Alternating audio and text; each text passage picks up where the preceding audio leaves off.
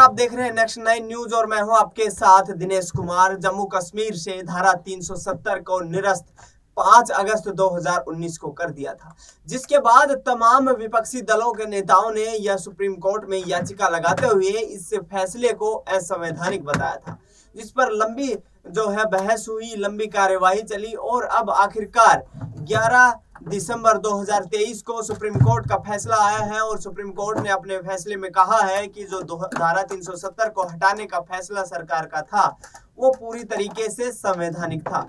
इस पर राष्ट्रपति ने अपनी शक्तियों का प्रयोग किया है और अनुच्छेद 356 के तहत कहीं ना कहीं राष्ट्रपति को ये विशेषाधिकार प्राप्त है कि वो अपनी शक्तियों का इस्तेमाल करके किसी भी राज्य से उसके राज्य का दर्जा छीनकर उसे केंद्र शासित राज्य बना सकता है या फिर किसी केंद्र शासित प्रदेश को राज्य भी बना सकता है।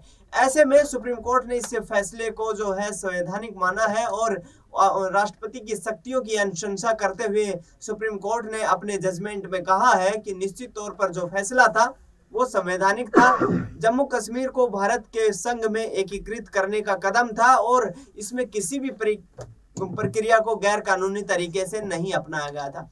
संविधान किसी भी तरीके से जम्मू कश्मीर को अलग राज्य बनने का दर्जा नहीं देता है, ना कोई जम्मू कश्मीर का अलग संविधान है। तो इस आधार पर वो भारतीय संघ का एक अभिन्न हिस्सा है और आगामी वक्त में जिस प्रकार से भारतीय संघ के अनुसार वहां पर चुनाव होंगे और जम्मू कश्मीर का जो 370 को विशेष दर्जा देने का जो अधिकार था वो खत्म कर दिया है और अब जम्मू कश्मीर भारत के अन्य राज्यों की तरह एक भारत का अभिन्न राज्य बनकर रह गया है। आपको बता दें कि जम्मू कश्मीर पर सुनवाई करते हुए जस्टिस डी.वाई. चंद्रचूड़ की अध्यक्षता वाली बेंच ने क्या कुछ कहा, सुनिए जरा। We have held that Article 370 is a temporary provision on a reading of the historical context in which it was included. Article 370 was introduced to serve two purposes. First, the transitional purpose to provide for an interim arrangement until the Constituent Assembly of the state was formed and could take a decision on the legislative competence of the Union on matters other than the ones stipulated in the instrument of accession and ratify the Constitution.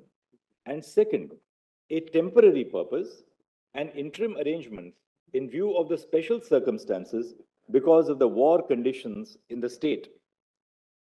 See, we have held that a textual reading of Article 370 also indicates that it is a temporary provision. For this purpose, we have referred to the placement of the provision in Part 21 of the Constitution, which deals with temporary and transitional provisions, the marginal note to the provision, which states temporary provisions in respect to the state of Jammu and Kashmir, and a reading of Articles 370 and 1, by which the state became an integral part of India upon the adoption of the Constitution. तो सुना आपने justice D.Y.. Chandrachud ने जिस प्रकार से इस फैसले पर अपना मत रखा और उन्होंने कहा कि ये भारत की एकीकरण का फैसला था, ये भारत के संविधान की रक्षा का फैसला था। जम्मू कश्मीर भारतीय संघ का हिस्सा है और इस आधार के ऊपर कहीं ना कहीं अब आने वाले वक्त में भारत में जो जम्मू कश्मीर है उसमें अन्य राज्यों की तरह चुनाव होंगे। इस पर सुप्रीम कोर्ट ने अपना फैसला सुनाते हुए कहा कि 30 सितंबर 2024 से पहले जम्मू कश्मीर में राज्य विधानसभा के चुनाव करवा लिए जाएं और वहां पर अंतरिम सरकार का गठन किया जाए। इसके बाद पीडीपी चीफ महबूबा मुफ्ती और नेशनल कॉन्फ्रेंस के नेता फारूक अब्दुल्ला और उनके बेटे अमर अब्दुल्ला ने कहा है कि हमें जम्मू कश्मीर में हाउस अरेस्ट कर लिया गया, जम्मू कश्मीर में फौज की तादाद को बढ़ा दिया गया, दिल्ली से कुछ और कंपनियों को भेजा गया और वहां पर शांति बहाली की अपील की गई है। फिलहाल आपको बता दें कि जम्मू कश्मीर के लेफ्टिनेंट गवर्नर मनोज सिन्हा ने कहा है कि किसी भी नेता को कश्मीर में वहां पर हाउस अरेस्ट नहीं किया गया है और तमाम दावे झूठे हैं। इन तमाम कयासों के बीच कहीं ना कहीं जम्मू कश्मीर अब भारत का अन्य राज्यों की तरह ही एक अभिन्न अंग है और विशेष राज्य का दर्जा देने का जो अधिकार था उसको समाप्त कर दिया गया है। फिलहाल इस खबर में इतना ही। देश दुनिया की तमाम बड़ी खबरों के लिए आप देखते रहिए नेक्स्ट 9 न्यूज।